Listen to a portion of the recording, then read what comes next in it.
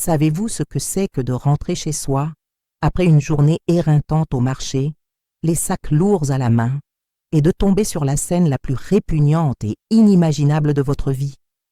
Mon mari, l'homme avec qui j'ai partagé 40 ans, au lit avec notre propre fille, Florence. L'odeur, le son, l'image, tout s'est mêlé dans un enfer qui a explosé dans mon esprit. Ce moment m'a glacé le sang et ma vision s'est obscurcie. Je jure que je n'ai pas réfléchi. Le couteau que j'avais utilisé pour ouvrir les sacs du supermarché, la rage aveugle, la trahison qui me déchirait. Tout est allé si vite. J'ai essayé de lui arracher ce qui faisait de lui un homme, ce qu'il utilisait pour me déshonorer avec ma propre chair. Mais il a réagi. Il m'a agressée avec une fureur que je n'avais jamais vue. Si ce n'était un miracle, je serais morte. J'ai failli passer l'arme à gauche des mains de celui que j'aimais le plus. Et ce qui s'est passé ensuite, les vérités qui ont été déterrées et la façon dont toute la ville a réagi à cette horreur, a choqué la France. Parce que lorsqu'une mère et une épouse est trahie et presque tuée par ceux qu'elle aimait le plus, la vengeance n'est pas seulement un désir, c'est une nécessité. Et ce que j'ai fait, je ne le regrette jamais. Si cette histoire vous a choqué et que vous croyez que personne ne mérite de vivre ça, laissez un like maintenant, car cette action si simple aide cette vidéo à atteindre plus de personnes qui ont besoin d'entendre et de se protéger. Et dites-moi en commentaire de quelle ville vous regardez. J'adore savoir que cette histoire se répand dans toute la France. Quelle serait votre première réaction face à une telle scène? Auriez-vous la même fureur? Pensez-vous que le sang de votre sang ne vous ferait jamais de mal? Parce que moi aussi je le pensais. Jusqu'au jour où mon mari et ma fille ont transformé ma maison en un théâtre de l'horreur. Et partagez cette vidéo pour qu'elle atteigne plus de monde, parce que la violence domestique et la trahison familiale peuvent atteindre ces extrêmes. Et toute mère, toute épouse doit connaître les signes avant qu'il ne soit trop tard. Cette histoire doit être entendue. Je m'appelle Colette Duval, j'ai 65 ans, je suis née et j'ai vécu la majeure partie de ma vie en Bourgogne, avant de déménager à Amboise, dans la vallée de la Loire. Je suis mariée depuis 40 ans avec Pierre, retraité, et je vis dans la maison que nous avons construite avec tant d'amour et de sueur, un véritable foyer que j'ai toujours considéré comme mon refuge et ma sécurité. Pierre, mon compagnon de vie, était tout pour moi, ou du moins, c'est ce que je pensais. Pendant toute ma vie, j'ai été une épouse et une mère dévouée, du genre à s'oublier pour sa famille. J'ai travaillé comme couturière à mon compte, jour et nuit, pour aider à subvenir aux besoins de notre foyer et donner le meilleur à notre fille unique, Florence. Je me levais avant le soleil, préparais les repas, m'occupais de la maison, cousais tard. Tout pour que Pierre et Florence aient une vie confortable. Cette maison, avec ses 3 chambres, le balcon où je prenais mon café du matin et le jardin que je cultivais avec tant d'amour, a été bâtie pierre par pierre avec l'argent de notre travail et de chaque sacrifice que nous avons fait. Chaque recoin gardait des souvenirs de rire, d'embrassades, d'une vie que je considérais comme pleine. C'était mon sanctuaire, le symbole d'une vie de travail et de dévouement à ma famille. Ceux qui me connaissent en ville savent que je suis une femme simple, de foi, travailleuse. Je vais à la messe tous les dimanches, j'aide ceux qui en ont besoin. Je ne me suis jamais mêlée de commérages ou de problèmes. Ma vie était une routine paisible, digne, construite sur des valeurs que je croyais inébranlables. Je n'aurais jamais imaginé que la méchanceté puisse habiter si près, si profondément dans ma propre maison. Florence a toujours été le centre de ma vie, ma fille unique, mon plus grand trésor. Quand elle est née, j'ai promis qu'elle aurait tout ce que je n'avais pas eu. Je me suis démultipliée pour qu'elle étudie, ait de beaux vêtements, ne manque de rien. J'ai sacrifié mes propres rêves, mes désirs, pour la voir heureuse et épanouie. Comme toute mère le fait, j'aurais donné ma vie pour elle. Elle a obtenu son diplôme d'infirmière, elle était intelligente, belle, et j'étais immensément fière d'elle. Je la voyais comme l'extension de mon amour et de mon dévouement. Mais vous allez découvrir comment cette fille que j'ai élevée avec tant d'amour et le mari que j'ai tant aimé ont été capables de tout détruire d'une manière si monstrueuse. Comment l'amour nous aveugle sur la vraie nature de ceux que nous élevons et de ceux que nous choisissons pour la vie. Pouvez-vous imaginer le niveau de trahison et de mépris d'un mari et d'une fille ensemble? Que l'amour inconditionnel peut être rendu avec la plus pure haine et avidité. Laissez un commentaire si vous avez déjà suspecté une relation toxique dans votre propre maison, car les signes étaient là. Je n'ai pas voulu les voir, aveuglé par la dévotion. Pierre et moi avions une vie qui semblait parfaite, sans grand bouleversement. Florence, à 28 ans, vivait toujours avec nous, ce qui pour moi était une source de joie. Ma fille près de moi, quelle bénédiction, pensais-je. Elle était la prunelle des yeux de son père. Il la gâtait, la défendait en tout. Je voyais une relation de tendresse et de protection. Je ne savais pas que, derrière cette façade, se cachait le plus répugnant des secrets. Ces derniers, pour moi, je sentais quelque chose d'étrange dans l'air. Pierre était différent, plus irritable avec moi, distant, mais excessivement affectueux avec Florence. Il chuchotait, riait doucement, échangèrent des regards qui me mettaient mal à l'aise. J'attribuais cela au stress du travail de Pierre et à la phase de Florence. Ce ne sont que père et fille, unis, j'essayais de me convaincre. Mais l'odeur, le parfum doux et entêtant que Florence utilisait, s'est mise à imprégner les vêtements de Pierre. Je posais la question, il éludait. Ah, c'est qu'elle me serre beaucoup dans ses bras, tu sais. Et moi, naïve, je croyais.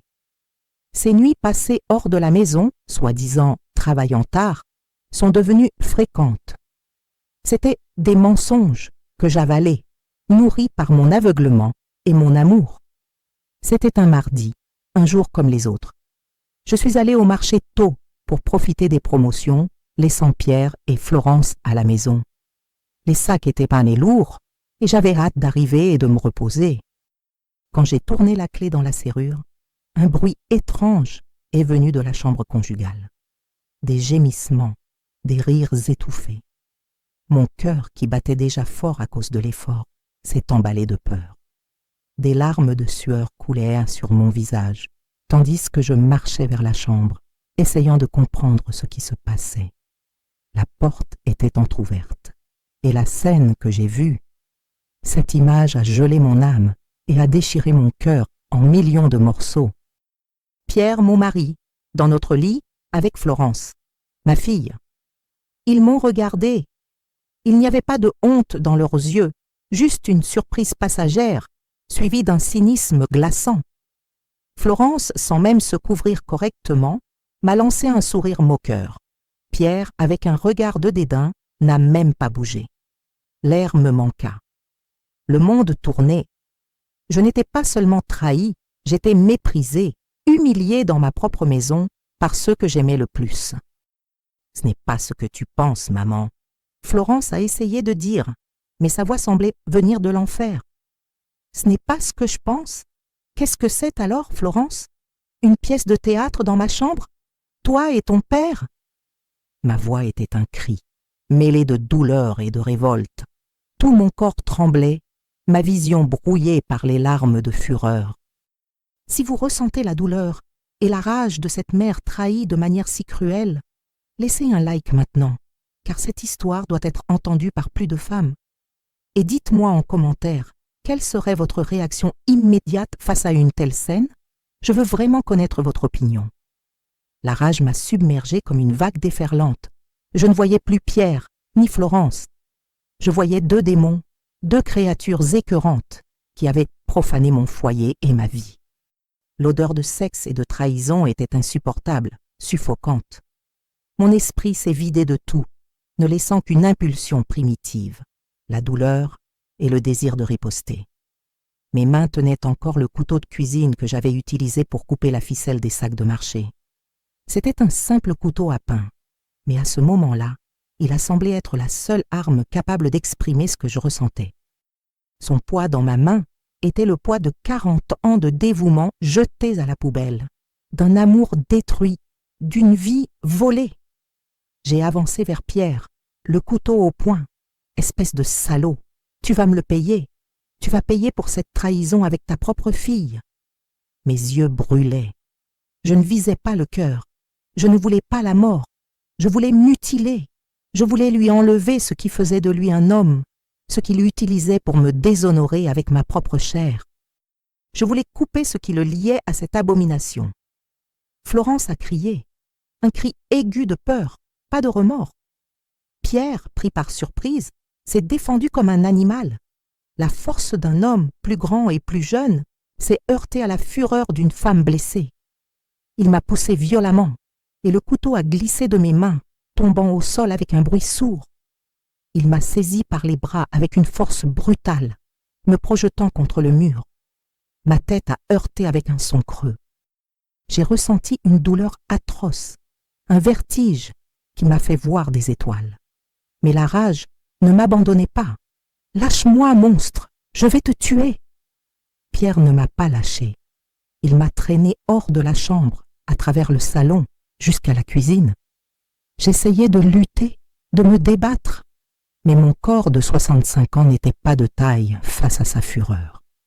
Florence regardait tout, immobile à la porte de la chambre, sans une once de pitié, sans bouger le petit doigt pour m'aider.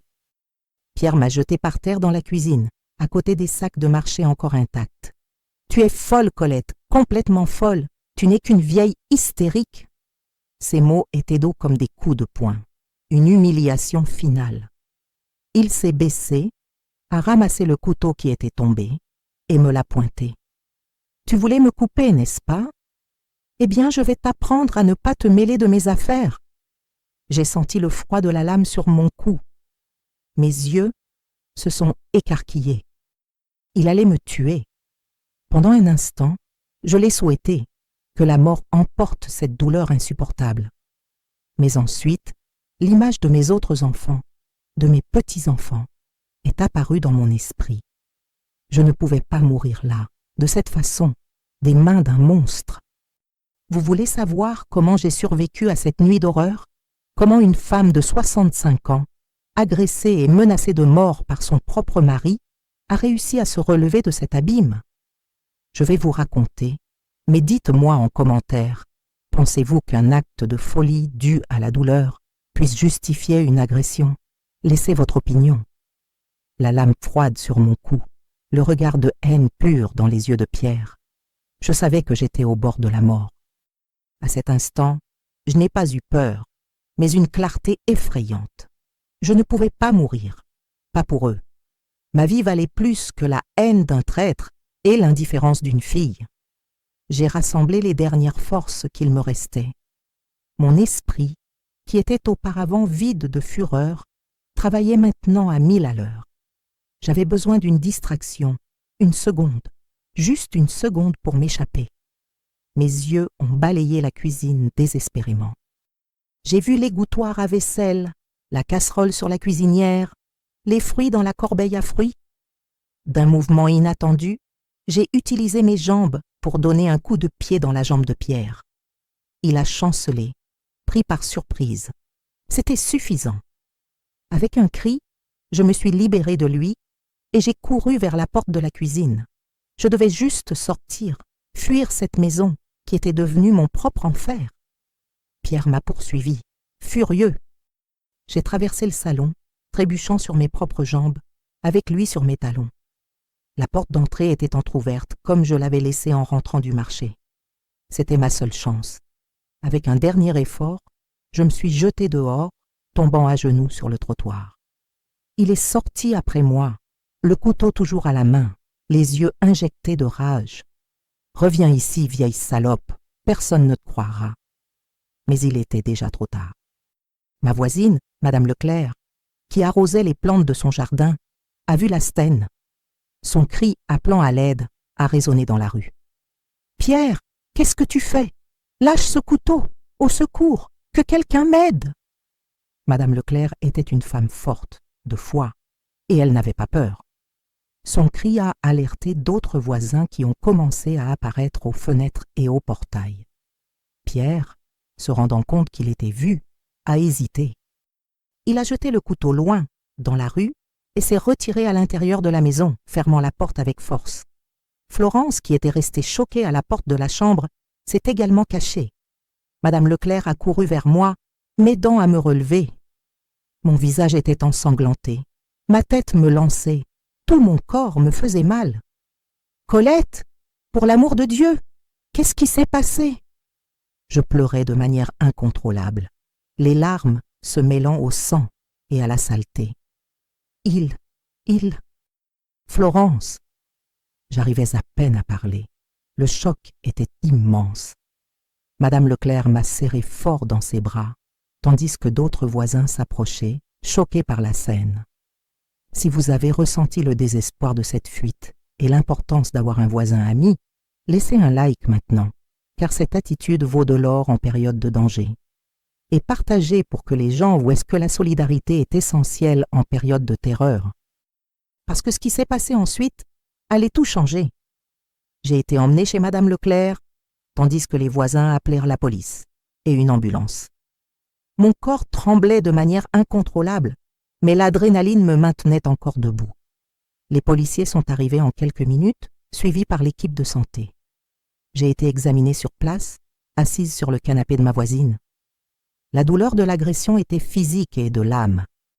Le médecin a constaté une coupure superficielle à la tête, des écorchures aux bras et aux jambes et un gonflement à l'épaule. « Madame Duval, vous avez eu beaucoup de chance.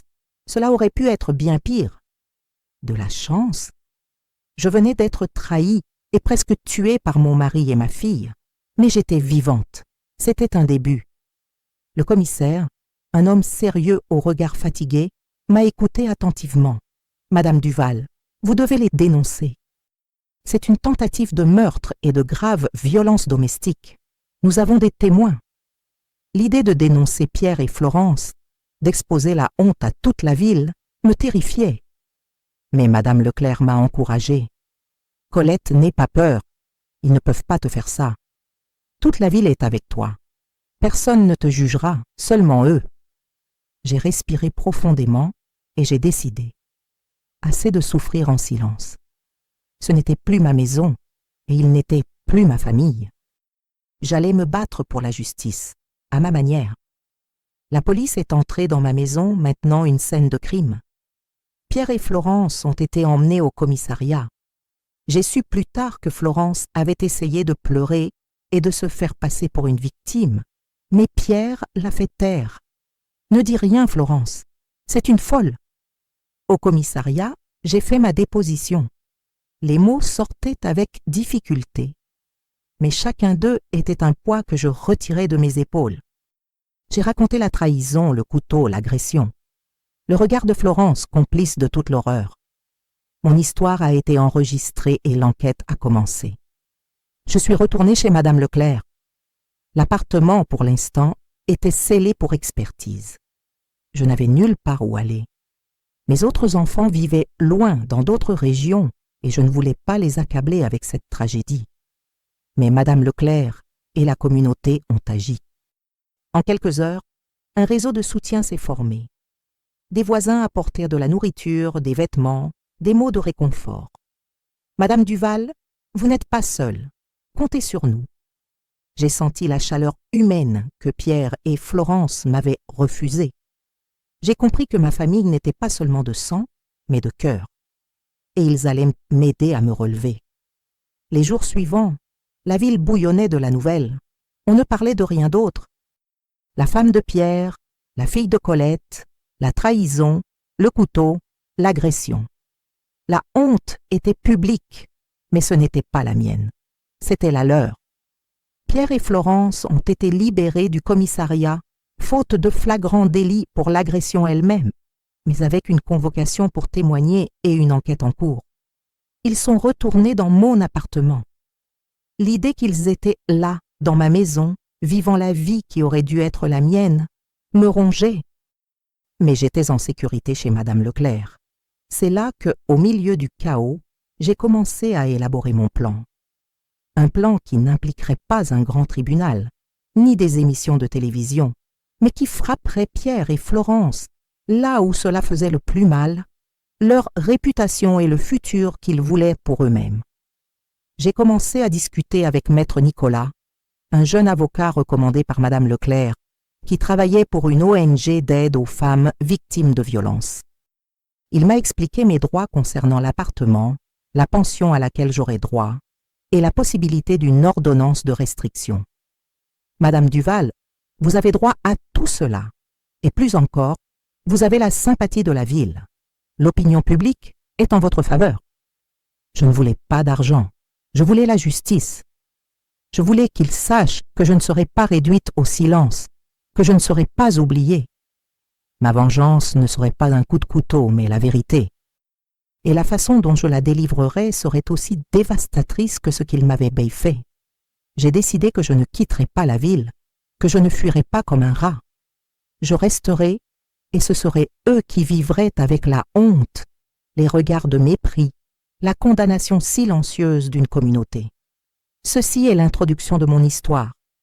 Ce que j'ai fait pour exposer la vérité, la réaction de Pierre et Florence face au jugement de la société, et comment j'ai reconstruit ma vie à partir des débris, vous le saurez dans la prochaine partie.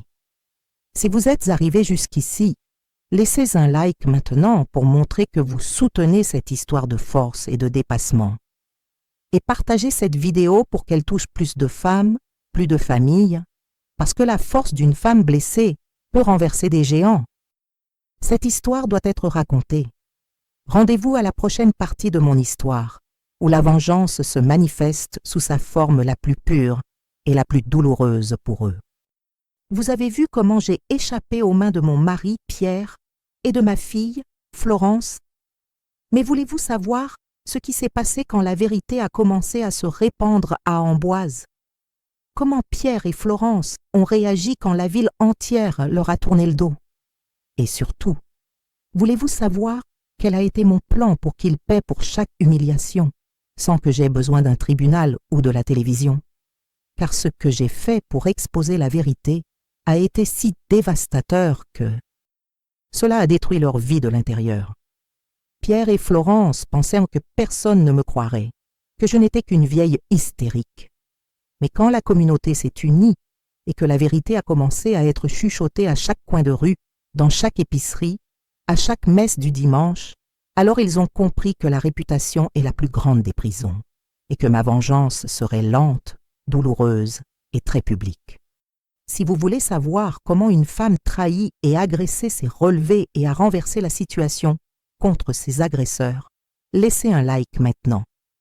Parce que ce qui va suivre va vous choquer, et partagez pour que d'autres personnes voient que la justice sociale fonctionne parfois mieux que la justice légale.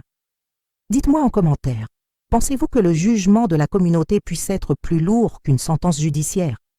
J'ai découvert que oui. Partagez vos opinions.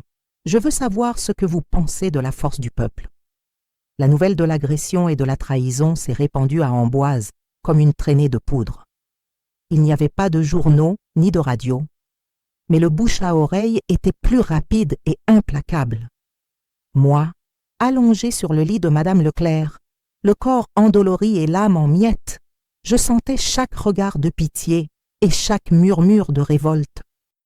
Mais à ma surprise, ces murmures n'étaient pas de condamnation envers moi, mais envers Pierre et Florence. La première à se manifester fut Madame Dubois, la boulangère, où Pierre achetait du pain tous les jours. Elle a refusé de le servir. Je ne sers pas les gens qui frappaient les femmes, et encore moins une dame comme Colette Duval, et tromper sa femme avec sa propre fille. Quelle honte! Pierre a essayé de discuter, mais elle l'a expulsé de la boulangerie devant tout le monde. Florence aussi a senti le poids. Elle travaillait à l'hôpital de la ville. Le lendemain de l'incident, ses collègues infirmières ont refusé de faire équipe avec elle. Nous ne faisons pas confiance à quelqu'un capable de faire ça à sa propre mère. Comment pouvons-nous faire confiance à la vie des patients? La directrice de l'hôpital, sous la pression de l'équipe et de la répercussion, a été contrainte de la mettre en congé pour raisons personnelles.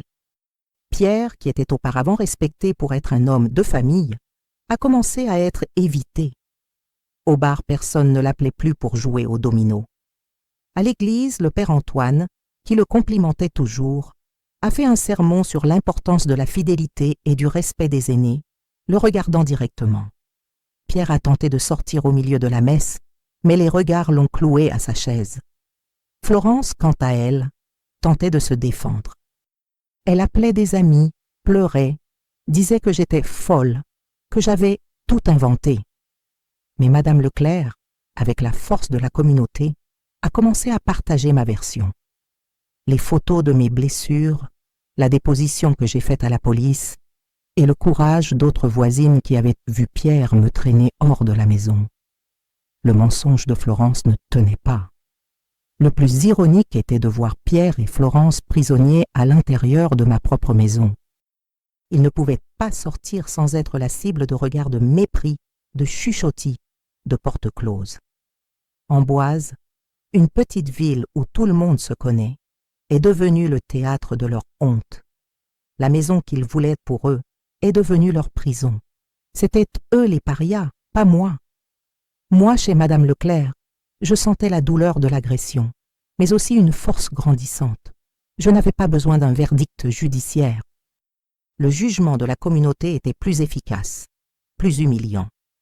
Et ce n'était que le début de ma vengeance silencieuse. Si vous voyez que le jugement social peut être une arme puissante, laissez un like maintenant. Et dites-moi en commentaire, croyez-vous que la honte publique puisse être une punition pire que la prison? Partagez vos histoires et opinions. Tandis que Pierre et Florence vivaient dans leur propre purgatoire social, moi, avec l'aide de Madame Leclerc et de Maître Nicolas, j'ai commencé une enquête particulière et discrète. J'avais besoin de plus que le jugement social. Je devais m'assurer qu'ils ne puissent pas s'en sortir avec la maison, avec mon patrimoine. Mon premier objectif était d'accéder aux anciens documents de l'appartement. Pierre a toujours été responsable des finances. Je connaissais les bases, mais il contrôlait tout. Madame Leclerc m'a suggéré de chercher une boîte de documents que je gardais au grenier. S'il y a quelque chose d'important, Colette, cela doit être là. Avec une permission spéciale de la police pour entrer dans l'appartement, encore scellé pour expertise. Accompagné par Maître Nicolas et Madame Leclerc, je suis retournée chez moi. L'odeur de pourriture et de trahison flottait encore dans l'air. La scène du flagrant délit et de l'agression me revenait à l'esprit, mais je devais être forte. Au grenier, parmi des boîtes poussiéreuses de vieilles photos et d'objets de famille, j'ai trouvé la boîte de documents. Mes yeux se sont fixés sur des dossiers au nom de Pierre, d'anciens relevés bancaires, et ce qui a le plus attiré mon attention, une assurance vie à mon nom, mais avec Pierre comme seul bénéficiaire. Pas une simple assurance, mais une assurance avec des clauses de mort accidentelles. Maître Nicolas a analysé l'assurance et d'autres papiers. Madame Duval, cette assurance est d'une valeur très élevée, signée il y a seulement 6 mois. Et elle contient une clause qui favorise un paiement rapide en cas de mort accidentelle. C'est très suspect. Pierre serait le seul à profiter de votre mort. Mon sang a glacé. Non seulement il m'avait trahi et agressé, mais il voulait peut-être me tuer pour toucher l'argent de l'assurance. Nous avons continué à chercher. Nous avons trouvé un ancien testament où je léguais tout à Florence. Mais ce qui m'a effrayé, c'est un nouveau testament, plus récent, daté de seulement 2 mois auparavant, où je renonçais, soi-disant à ma part de l'appartement en faveur de Pierre et Florence. Ma signature semblait fausse, ou du moins très tremblante. Mes mains ont tremblé en tenant ce papier. Maître Nicolas a confirmé. Cette signature est assez suspecte, Madame Duval. Elle pourrait avoir été falsifiée ou faite sous contrainte. Si cela est prouvé, cela invalide tout droit qu'ils auraient sur le bien. Ils ne planifiaient pas seulement votre mort, mais aussi de voler votre appartement légalement. C'est la preuve qu'ils voulaient tout, ma maison, mon argent et ma vie. Pouvez-vous imaginer découvrir que la trahison allait bien au-delà de ce que vous pensiez, que vos proches prévoyaient de voler vos biens et même votre vie? Dites-moi en commentaire comment vous vous sentiriez dans cette situation, face à tant de cruauté et de préméditation. Si vous êtes choqué par ces révélations sur leur cupidité, laissez un like maintenant pour diffuser cette vérité. et partager pour que d'autres familles voient que le danger peut se trouver n'importe où, même chez soi, déguisé en amour. Découvrir que Pierre et Florence non seulement m'avaient trahi et agressé, mais planifié ma mort pour s'emparer de mon argent et de ma maison, m'a détruite encore plus. La douleur physique de l'agression n'était qu'une partie. La douleur de la trahison et de la préméditation était atroce. J'ai passé des semaines sans bien dormir, sans appétit, remettant en question chaque moment de ma vie. Où avais-je fait erreur? Madame Leclerc m'a convaincu de consulter une psychologue dans la ville voisine Dresseur-Sophie. Madame Duval, ce que vous ressentez est normal. C'est le traumatisme de la trahison, de la violence, de la perte. Mais vous n'avez pas fait d'erreur. Les mauvaises personnes existent et la méchanceté ne choisit pas qui aimer ou qui élever. Vous avez été victime de leur cupidité et de leur psychopathie. Mais docteur, j'ai dû échouer quelque part. Comment n'ai-je pas remarqué? Les victimes de manipulation sont souvent les plus pures et les plus confiantes, Madame Duval. Ils ont profité de votre bonté. Vous avez aimé, ils ont abusé. Ne vous blâmez pas de n'avoir pas vu le monstre derrière le masque. Ils étaient doués pour cacher qui ils étaient vraiment. J'ai commencé à me souvenir de signes que j'avais ignorés auparavant. Pierre contrôlant toujours l'argent, ne me donnant jamais un accès total au compte. Florence voulant toujours des cadeaux chers, jamais satisfaite. Je me suis souvenu d'une fois, il y a des années, où Florence a fait semblant de me pousser dans l'escalier et Pierre a ri, disant que c'était une chose d'enfant. J'ai toujours tout justifié, aveuglé par l'amour et l'idée d'une famille parfaite.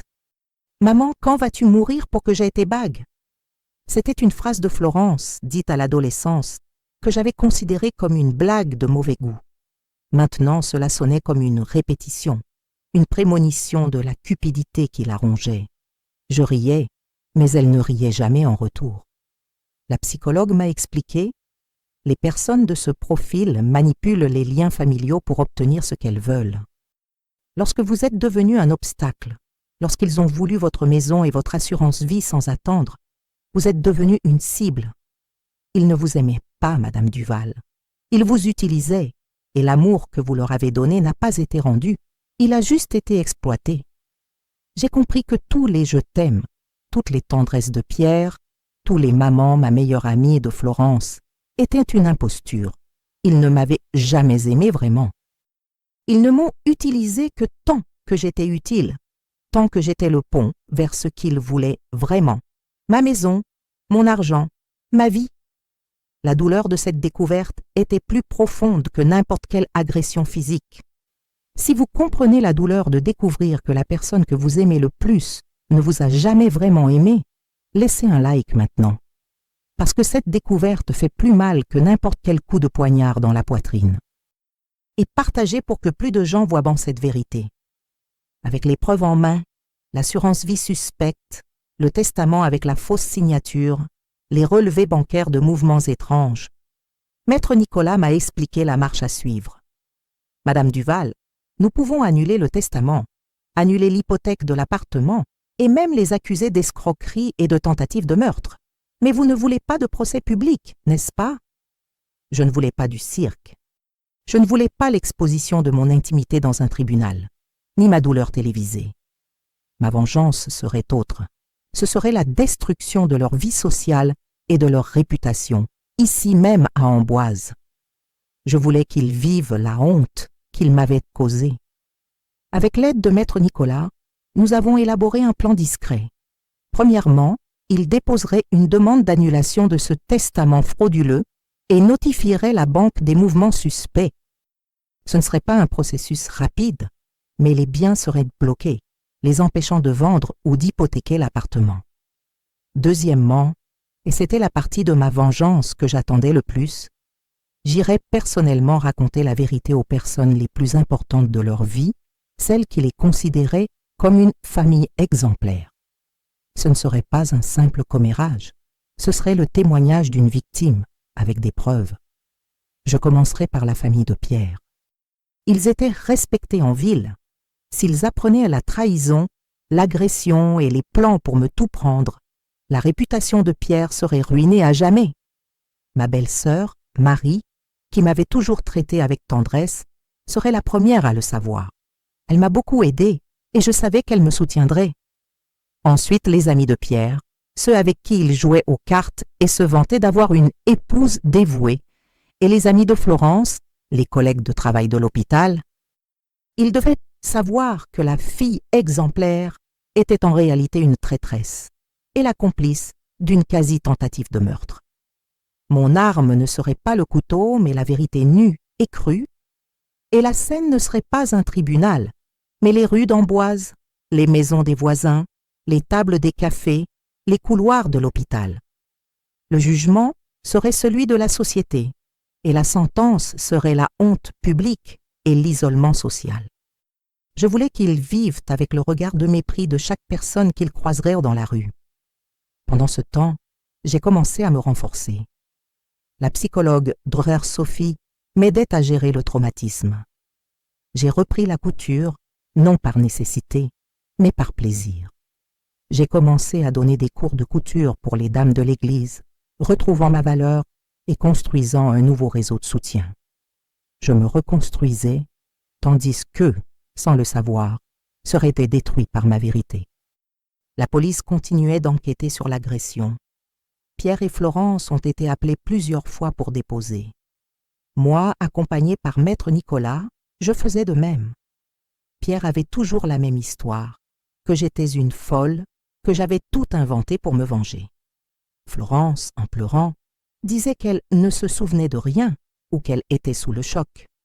Malgré tout, un jour, j'ai reçu un appel. C'était Pierre. « Colette, il faut qu'on parle. »« Qu'est-ce que tu fais ? Toute la ville en parle. Tu vas ruiner nos vies. » Le désespoir dans sa voix m'a donné un petit goût de victoire. « Je ne ruine pas ta vie, Pierre. Tu l'as fait toi-même de tes propres mains. Et Florence t'a aidé. Ce n'est pas juste. Je t'ai donné 40 ans de ma vie. Et moi, je t'ai donné ma jeunesse, mon dévouement, ma confiance. Et tu m'as donné la trahison et presque la mort. Ne viens pas parler de justice maintenant. Il m'a supplié de le rencontrer. S'il te plaît, Colette, juste une conversation, au café de Monsieur Henry. J'ai décidé d'y aller. Je devais le regarder dans les yeux une dernière fois et lui livrer ma vérité, ma sentence. Pierre était assis à une table isolée, visiblement abattu. Les regards de mépris dans le café étaient un baume pour mon âme. Florence n'était pas avec lui. « Qu'est-ce que tu veux, Pierre ?» ai-je demandé d'une voix ferme. « Colette, pardonne-moi. J'ai été un idiot. Jeanne m'a quitté. J'ai tout perdu. S'il te plaît, reviens à la maison. On peut recommencer. Florence a regretté. Elle t'aime, maman !» Ses larmes étaient sausses, le repentir, une mascarade. Je voyais la manipulation dans chaque mot. « Non, Pierre, tu n'as pas regretté. Tu as juste peur de te retrouver seule. Et Florence ne m'aime pas. Elle m'a vu me faire agresser par toi et n'a pas bougé le petit doigt. Elle me voulait morte pour s'emparer de ma maison et de l'argent de mon assurance vie. » Il a pâli. « Comment sais-tu pour l'assurance? Pour le testament? » « Je sais tout, Pierre. Je sais chaque mensonge, chaque coup bas, chaque trahison. Et toute la ville le saura aussi. Je veillerai à ce que chaque personne qui te respecte, qui t'admire, sache qui tu es vraiment. Tu n'auras pas la paix à Amboise. Tu vivras avec la honte au visage. Et ça, pour moi, c'est la plus grande des justices. » Il a essayé de parler, mais je me suis levée et je l'ai laissé là, seul, au milieu des regards de jugement. Si vous pensez que j'ai bien fait de ne pas pardonner à Pierre et de chercher ma propre justice, laissez un like maintenant et dites-moi, pardonneriez-vous une trahison et une agression aussi lâches? Je veux connaître votre opinion sincère. À partir de ce jour, ma vengeance silencieuse a commencé. Je n'avais pas besoin de crier ou de faire de scandale. Seule la vérité dite à voix basse, livrée personnellement à ceux qui comptaient le plus pour eux, ferait le travail. J'ai commencé par la famille de Pierre. Je suis allée chez ma belle-sœur Marie, en qui j'avais confiance. Lors d'une conversation privée, je lui ai montré les photos de mes blessures. J'ai raconté la trahison avec Florence et enfin, j'ai révélé le plan de l'assurance vie et le testament frauduleux. Marie a pleuré. Je ne peux pas croire que mon frère ait été capable de ça. Et Florence? La nouvelle s'est répandue comme un éclair dans la famille. Les oncles et cousins de Pierre, qui l'avaient toujours admiré, ont commencé à le confronter. Son téléphone n'arrêtait pas de sonner, non pas avec des invitations, mais avec des accusations et du mépris. Le prestige qu'il avait construit pendant des années a été pulvérisé en quelques jours. Plus personne ne lui faisait confiance. Avec Florence, la stratégie a été plus délicate. J'ai raconté aux mères de ses amis que Florence avait trahi sa propre mère avec son père et qu'elle était complice de l'agression et des plans pour me tuer. Je n'ai pas eu besoin d'en dire plus. La nouvelle s'est répandue dans les cercles d'amis, les groupes de parents d'école. Florence a commencé à être exclue des événements sociaux, des fêtes, des sorties. Ses amis se sont éloignés. Les voisines, qui me soutenaient déjà, sont devenues mes yeux et mes oreilles. Elles me racontaient que Pierre et Florence sortaient à peine de chez eux, qu'ils vivaient isolés, que les visites qu'ils recevaient étaient rares et rapides. Ma maison, qui était le théâtre de leurs crimes, est devenue la prison de la honte. Ils étaient là, mais vivaient dans un enfer social que j'avais créé pour eux. Pierre a essayé de vendre l'appartement, mais maître Nicolas avait déjà obtenu le blocage judiciaire des biens. Il ne pouvait rien faire avec la maison. Il était piégé là, sans argent, sans amis, avec sa fille complice qui était devenue sa seule compagnie. La honte les rongeait. Ma vengeance n'était pas leur emprisonnement, mais la destruction de la vie qu'ils convoitaient tant. Ceci est la suite de mon histoire. Comment Pierre et Florence ont vécu avec la honte sociale, comment je me suis relevée et j'ai commencé une nouvelle vie, et quel a été l'épilogue de mon parcours, vous le saurez dans la prochaine et émouvante partie. Si vous êtes arrivé jusqu'ici, laissez un like et partagez pour montrer que la vérité l'emporte toujours. Parce que la force d'une femme n'est peut-être pas le couteau, mais la capacité d'exposer la vérité et de se reconstruire. Cette histoire doit être racontée pour que personne d'autre ne soit victime d'une telle cruauté. Rendez-vous à la prochaine partie de mon histoire, où la dignité c'était la plus grande vengeance. Vous avez vu comment ma vengeance silencieuse a commencé à détruire la vie sociale de Pierre et Florence à Amboise. Mais voulez-vous savoir ce qui s'est passé quand ils ont essayé de me frapper en retour? Comment je me suis relevée des décombres de la trahison et de l'agression? Et surtout, voulez-vous savoir quel a été le retournement de situation le plus inattendu que la vie m'a offert, prouvant que la dignité est la plus grande des fortunes et que le mal ne prospère pas pour toujours? Car l'épilogue de cette histoire est la preuve que la justice, même si elle n'est pas rendue au tribunal, trouve son propre chemin. Et partagez cette vidéo pour qu'elle touche plus de femmes, plus de familles, parce que la force d'une femme blessée peut renverser des géants. Cette histoire doit être racontée. Rendez-vous à la prochaine partie de mon histoire, où la vengeance se manifeste sous sa forme la plus pure et la plus douloureuse pour eux. Vous avez vu comment j'ai échappé aux mains de mon mari, Pierre, et de ma fille, Florence. Mais voulez-vous savoir ce qui s'est passé quand la vérité a commencé à se répandre à Amboise? Comment Pierre et Florence ont réagi quand la ville entière leur a tourné le dos? Et surtout, voulez-vous savoir quel a été mon plan pour qu'ils paient pour chaque humiliation, sans que j'aie besoin d'un tribunal ou de la télévision? Car ce que j'ai fait pour exposer la vérité a été si dévastateur que cela a détruit leur vie de l'intérieur. Pierre et Florence pensaient que personne ne me croirait, que je n'étais qu'une vieille hystérique. Mais quand la communauté s'est unie et que la vérité a commencé à être chuchotée à chaque coin de rue, dans chaque épicerie, à chaque messe du dimanche, alors ils ont compris que la réputation est la plus grande des prisons et que ma vengeance serait lente, douloureuse et très publique. Si vous voulez savoir comment une femme trahie et agressée s'est relevée et a renversé la situation contre ses agresseurs, laissez un like maintenant. Parce que ce qui va suivre va vous choquer.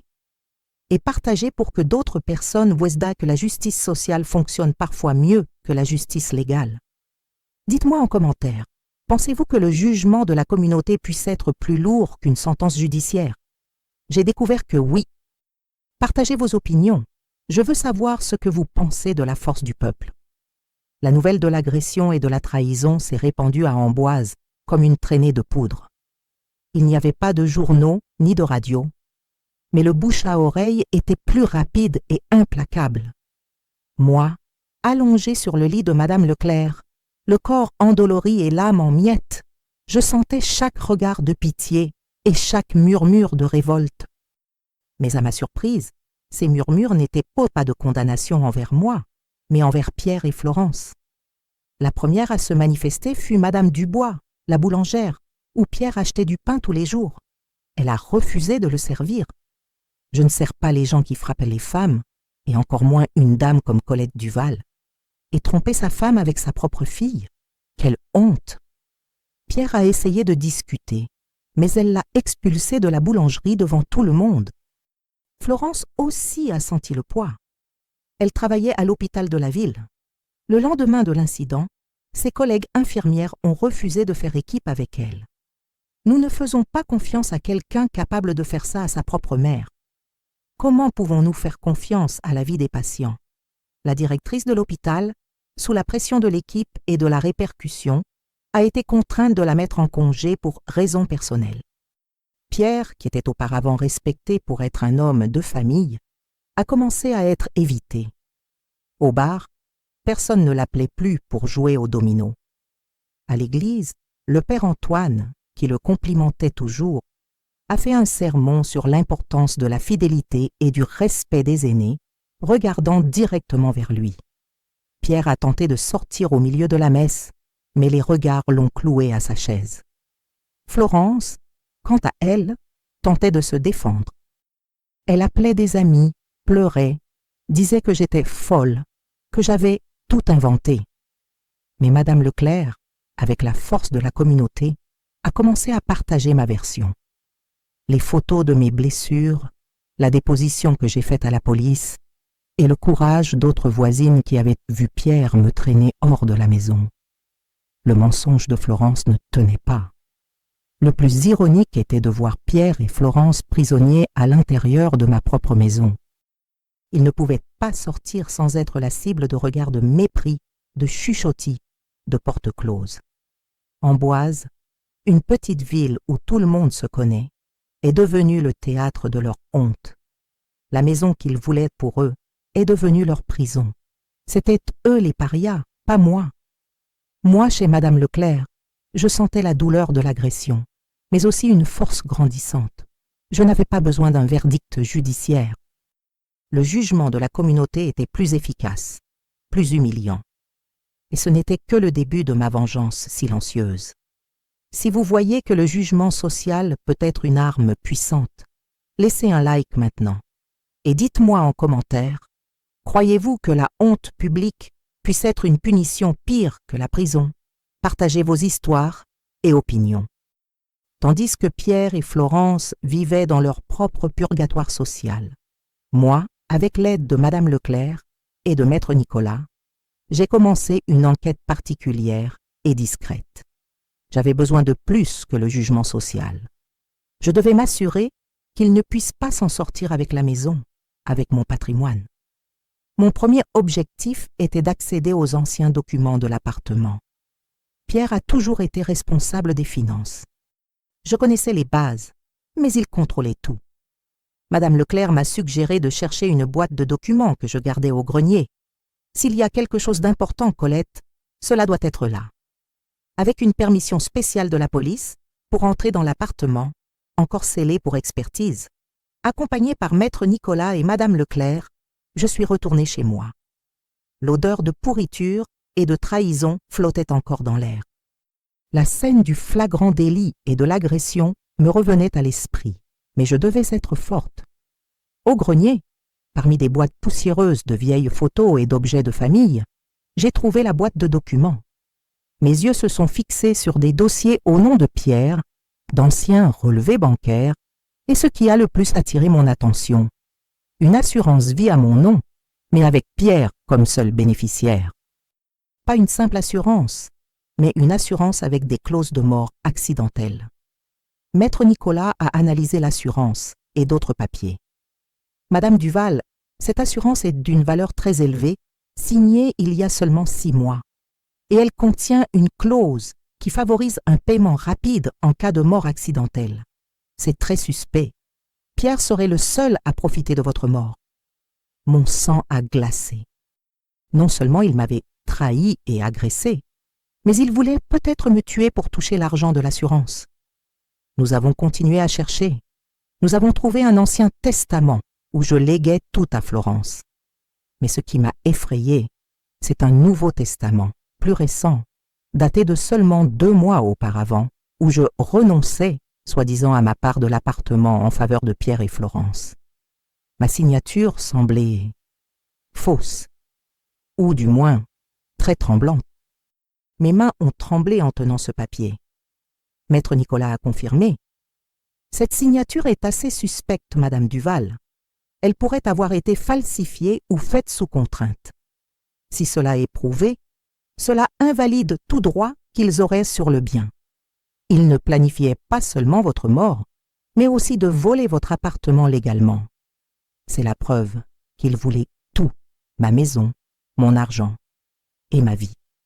Pouvez-vous imaginer découvrir que la trahison allait bien au-delà de ce que vous pensiez, que vos proches prévoyaient de voler vos biens et même votre vie? Dites-moi en commentaire comment vous vous sentiriez dans cette situation, face à tant de cruauté et de préméditation. Si vous êtes choqué par ces révélations sur leur cupidité, laissez un like maintenant pour diffuser cette vérité. Et partagez pour que d'autres familles voient que le danger peut se trouver n'importe où, même chez soi, déguisé en amour. Découvrir que Pierre et Florence non seulement m'avaient trahi et agressé, mais planifié ma mort pour s'emparer de mon argent et de ma maison, m'a détruite encore plus. La douleur physique de l'agression n'était qu'une partie. La douleur de la trahison et de la préméditation était atroce. J'ai passé des semaines sans bien dormir, sans appétit, remettant en question chaque moment de ma vie. Où avais-je fait erreur? Madame Leclerc m'a convaincu de consulter une psychologue dans la ville voisine, Dresseur Sophie. Madame Duval, ce que vous ressentez est normal. C'est le traumatisme de la trahison, de la violence, de la perte. Mais vous n'avez pas fait d'erreur. Les mauvaises personnes existent et la méchanceté ne choisit pas qui aimer ou qui élever. Vous avez été victime de leur cupidité et de leur psychopathie. Mais docteur, j'ai dû échouer quelque part. Comment n'ai-je pas remarqué? Les victimes de manipulation sont souvent les plus pures et les plus confiantes, Madame Duval. Ils ont profité de votre bonté. Vous avez aimé, ils ont abusé. Ne vous blâmez pas de n'avoir pas vu le monstre derrière le masque. Ils étaient doués pour cacher qui ils étaient vraiment. J'ai commencé à me souvenir de signes que j'avais ignorés auparavant. Pierre contrôlant toujours l'argent, ne me donnant jamais un accès total au compte. Florence voulant toujours des cadeaux chers, jamais satisfaite. Je me suis souvenu d'une fois, il y a des années, où Florence a fait semblant de me pousser dans l'escalier et Pierre a ri, disant que c'était une chose d'enfant. J'ai toujours tout justifié, aveuglé par l'amour et l'idée d'une famille parfaite. « Maman, quand vas-tu mourir pour que j'aie tes bagues ?» C'était une phrase de Florence, dite à l'adolescence, que j'avais considérée comme une blague de mauvais goût. Maintenant, cela sonnait comme une répétition, une prémonition de la cupidité qui la rongeait. Je riais, mais elle ne riait jamais en retour. La psychologue m'a expliqué, les personnes de ce profil manipulent les liens familiaux pour obtenir ce qu'elles veulent. Lorsque vous êtes devenu un obstacle, lorsqu'ils ont voulu votre maison et votre assurance vie sans attendre, vous êtes devenu une cible. Ils ne vous aimaient pas, Madame Duval. Ils vous utilisaient, et l'amour que vous leur avez donné n'a pas été rendu, il a juste été exploité. J'ai compris que tous les « je t'aime », toutes les tendresses de Pierre, tous les mamans, ma meilleure amie de Florence, étaient une imposture. Ils ne m'avaient jamais aimé vraiment. Ils ne m'ont utilisé que tant que j'étais utile, tant que j'étais le pont vers ce qu'ils voulaient vraiment. Ma maison, mon argent, ma vie. La douleur de cette découverte était plus profonde que n'importe quelle agression physique. Si vous comprenez la douleur de découvrir que la personne que vous aimez le plus ne vous a jamais vraiment aimé, laissez un like maintenant. Parce que cette découverte fait plus mal que n'importe quel coup de poignard dans la poitrine. Et partagez pour que plus de gens voient bon cette vérité. Avec les preuves en main, l'assurance vie suspecte, le testament avec la fausse signature, les relevés bancaires de mouvements étranges. Maître Nicolas m'a expliqué la marche à suivre. Madame Duval, nous pouvons annuler le testament, annuler l'hypothèque de l'appartement et même les accuser d'escroquerie et de tentative de meurtre. Mais vous ne voulez pas de procès public, n'est-ce pas? Je ne voulais pas du cirque. Je ne voulais pas l'exposition de mon intimité dans un tribunal, ni ma douleur télévisée. Ma vengeance serait autre. Ce serait la destruction de leur vie sociale et de leur réputation, ici même à Amboise. Je voulais qu'ils vivent la honte qu'ils m'avaient causée. Avec l'aide de Maître Nicolas, nous avons élaboré un plan discret. Premièrement, il déposerait une demande d'annulation de ce testament frauduleux et notifierait la Banque des mouvements suspects. Ce ne serait pas un processus rapide, mais les biens seraient bloqués, les empêchant de vendre ou d'hypothéquer l'appartement. Deuxièmement, et c'était la partie de ma vengeance que j'attendais le plus, j'irais personnellement raconter la vérité aux personnes les plus importantes de leur vie, celles qui les considéraient comme une famille exemplaire. Ce ne serait pas un simple commérage, ce serait le témoignage d'une victime, avec des preuves. Je commencerai par la famille de Pierre. Ils étaient respectés en ville. S'ils apprenaient la trahison, l'agression et les plans pour me tout prendre, la réputation de Pierre serait ruinée à jamais. Ma belle-sœur, Marie, qui m'avait toujours traité avec tendresse, serait la première à le savoir. Elle m'a beaucoup aidée et je savais qu'elle me soutiendrait. Ensuite, les amis de Pierre, ceux avec qui il jouait aux cartes et se vantait d'avoir une épouse dévouée, et les amis de Florence, les collègues de travail de l'hôpital. Ils devaient savoir que la fille exemplaire était en réalité une traîtresse et la complice d'une quasi-tentative de meurtre.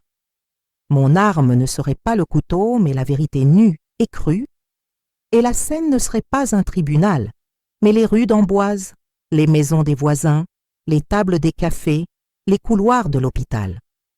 Le jugement serait celui de la société, et la sentence serait la honte publique et l'isolement social. Je voulais qu'ils vivent avec le regard de mépris de chaque personne qu'ils croiseraient dans la rue. Pendant ce temps, j'ai commencé à me renforcer. La psychologue Dreher-Sophie m'aidait à gérer le traumatisme.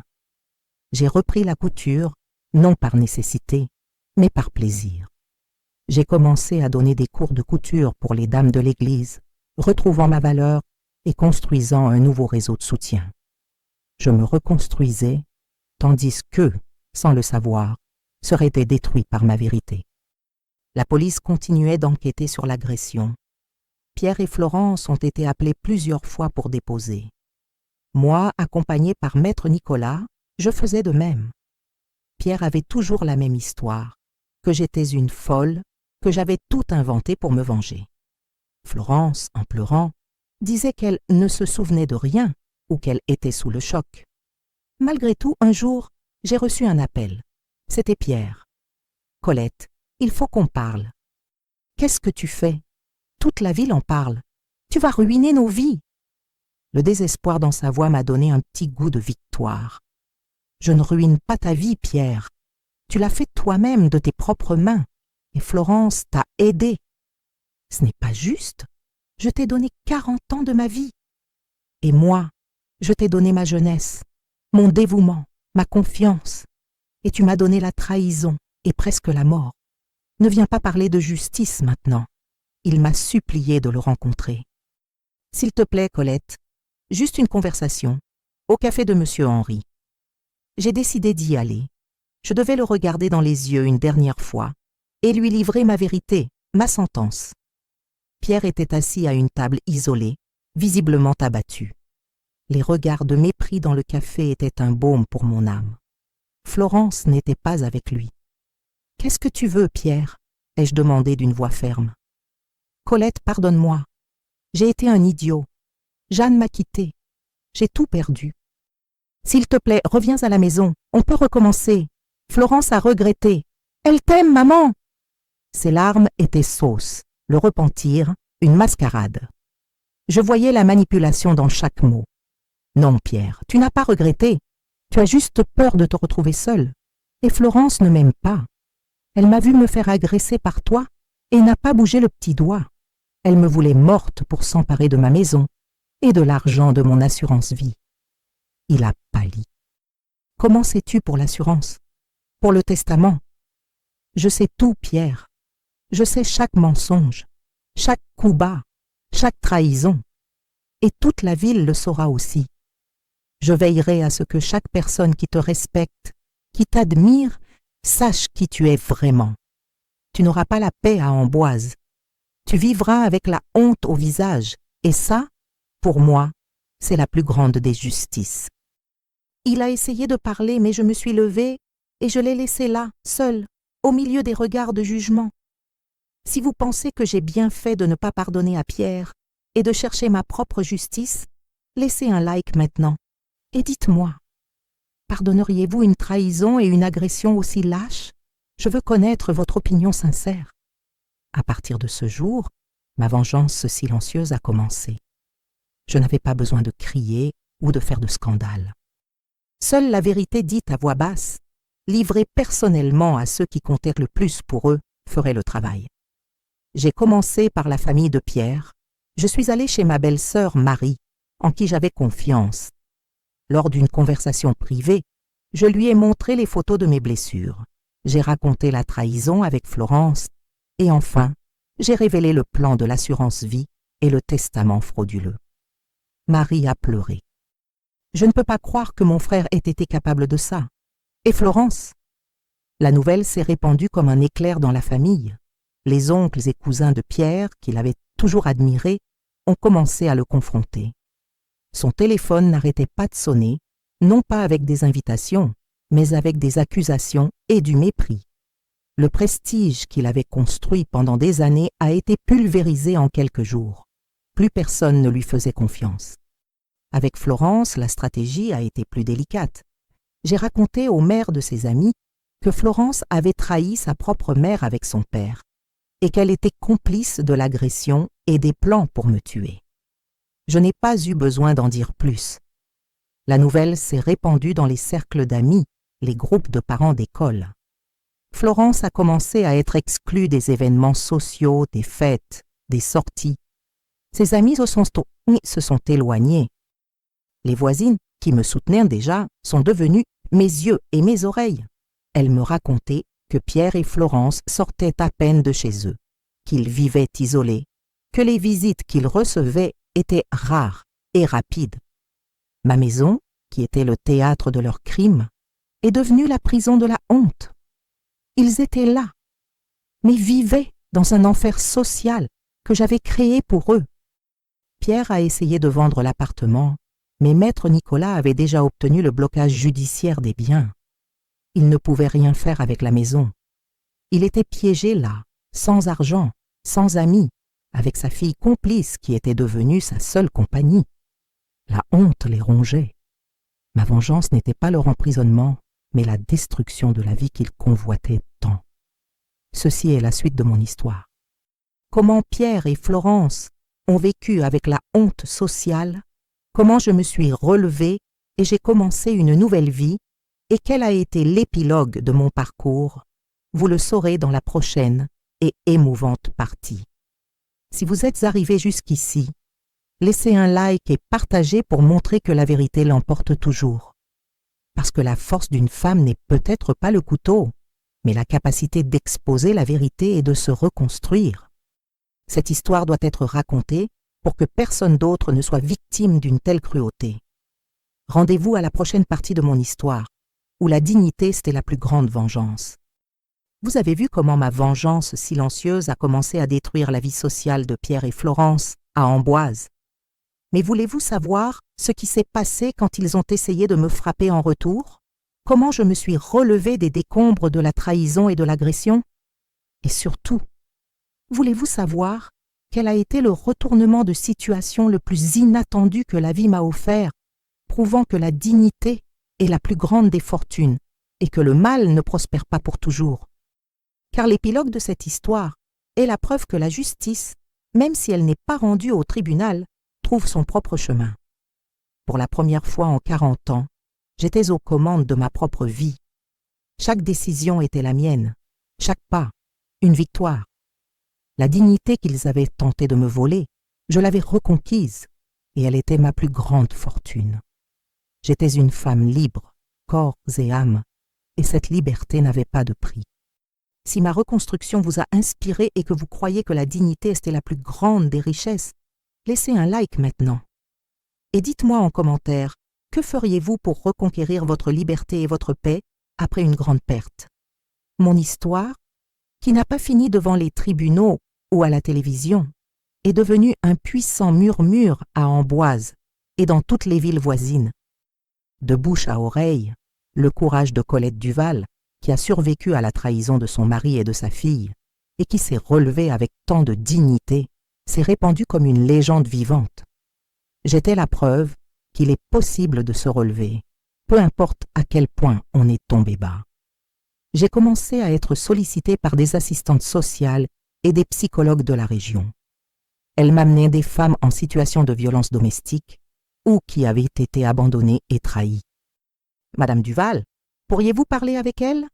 Votre histoire pourrait lui donner la force dont elle a besoin. » Et je parlais. Je partageais ma douleur, mon dépassement et la certitude qu'elles aussi pouvaient sortir du fond du gouffre. J'ai organisé des conférences informelles dans des centres communautaires et des églises, sans micro ni grande scène. Juste moi, à cœur ouvert, racontant mon parcours à des dizaines de femmes qui se sentaient invisibles. Ne vous taisez pas. N'ayez pas honte. La faute n'est pas la vôtre. La méchanceté est chez les agresseurs, pas chez les victimes. Demandez de l'aide. Dénoncez. Reconstruisez vos vies. Vous méritez d'être heureuse. L'une des choses les plus gratifiantes fut quand une jeune femme m'a approchée, les yeux larmoyants. « Madame Duval, ma mère souffrait de la violence de mon père. Elle regardait vos vidéos et disait que vous étiez son inspiration. Après l'une de vos conférences, elle a eu le courage de se séparer et de commencer une nouvelle vie. Vous avez sauvé ma mère. Moi, une simple couturière retraitée qui un jour pensait que ma vie était finie, j'aidais à sauver des vies. C'était ma vraie vengeance, mon plus grand héritage. Non pas leur destruction, mais la construction d'un réseau de soutien et d'espoir pour d'autres femmes. C'était la preuve que, du chaos, peut surgir la plus pure beauté. La petite maison où je vivais est devenue un point de référence. Des femmes venaient de loin juste pour prendre un café et discuter avec moi. Je les recevais avec un sourire, une étreinte et la certitude qu'ensemble, nous serions plus fortes. La blessure de la trahison et de l'agression ne disparaîtrait jamais complètement, mais elle était devenue la source de ma force, la marque de ma résilience. Percevez-vous comment la douleur peut être transformée en un but? Comment une tragédie personnelle peut inspirer des centaines de vies? Dites-moi en commentaire, vous sentez-vous inspiré à transformer vos propres douleurs en un but plus grand? Je veux lire vos réflexions. Si vous voyez que mon histoire est devenue une flamme d'espoir pour d'autres femmes, laissez un like maintenant. Et partagez pour que cette lumière atteigne chaque recoin, chaque foyer qui a besoin de soutien et de courage. Au fil des ans, les nouvelles concernant Pierre et Florence sont devenues de plus en plus rares. Ils sont devenus de simples ombres, des souvenirs lointains d'un passé douloureux. Mais la curiosité humaine et la nécessité de voir le cycle se refermer ramènent parfois des informations. J'ai appris par une cousine éloignée que Pierre, après avoir perdu l'appartement et sa dignité, avait déménagé dans une petite ville de l'intérieur de la Bourgogne. Là-bas, il a tenté de recommencer, mais sa réputation l'a suivi. Sans argent, sans prestige, sans la capacité de manipuler comme avant, il a vécu le reste de ses jours dans la solitude, travaillant à des petits boulots et mourant sans que personne ne le regrette ou ne le pleure. Une fin qui, pour lui, était la pire des condamnations, l'insignifiance. Quant à Florence, les nouvelles étaient encore plus tristes, ou peut-être juste. Elle a essayé de vivre chez plusieurs parents éloignés, mais sa personnalité manipulatrice et son incapacité à maintenir de vrais liens l'ont fait expulser de partout. Sans la protection de Pierre et sans la façade de fille exemplaire, elle s'est perdue.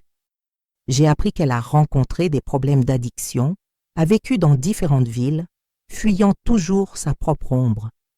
Elle n'a jamais construit de vie, de famille. L'éclat qu'elle utilisait pour séduire et tromper s'est complètement éteint. Elle a payé le prix de sa trahison par une vie vide, sans amour véritable, sans but. La dernière nouvelle que j'ai eue d'elle était qu'elle vivait dans une ville lointaine, complètement seule, sans contact avec personne, pas même avec les autres enfants de Pierre qui la reniaient. Je n'ai pas ressenti de joie à leur fin, juste la constatation que la récolte est inévitable. Qui sème le mal récolte le malheur. Ils se sont détruits eux-mêmes par leur propre choix, par leur propre méchanceté. Et ma vengeance n'a pas été de les faire emprisonner, mais d'être la preuve vivante que la vie, oui, prend un autre tournant, et que la paix de l'esprit vaut plus que n'importe quelle richesse matérielle qu'ils convoitaient tant. Si vous croyez que le mal ne prospère pas et que la loi du karma est réelle, laissez un like maintenant. Et partagez cette vérité pour que le cycle de la cruauté soit brisé. Aujourd'hui, à 75 ans, le cœur en paix et l'âme légère, je laisse mon message final à toutes les femmes, à toutes les mères et épouses de France qui pourraient traverser ce que j'ai vécu ou qui craignent de le traverser. Premièrement, faites confiance à votre instinct. Si quelque chose vous semble anormal chez vous, dans votre relation, c'est probablement le cas. Ne vous taisez pas, n'ignorez pas les signes. Deuxièmement, le sang n'est pas tout. Les enfants et les maris qui trahissent, qui agressent, qui humilient, qui volent votre dignité, ne méritent pas votre protection aveugle. L'amour ne justifie pas la douleur. La famille, c'est ceux qui prennent soin, pas ceux qui détruisent.